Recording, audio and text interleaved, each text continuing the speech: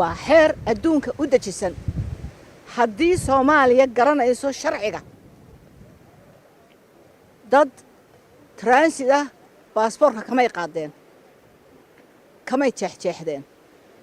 3 maalmood may qafaalasho kumay haysateen IATA International Association of Travel Authorities sharcigeeda weeyaan hadday dawlad yihiin way garan lahaayeen nasiib darro way garan waayeen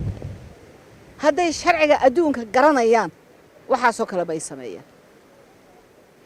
maanta labadii qof ay qafaasheen hargeysay joogan ma sha Allah dalkoodii bay joogan tawxiidkii ayay xambaarsan yihiin wixii laga jeexjeexay baritaan loo jadiidinayaa fiisihii laga jeexjeexay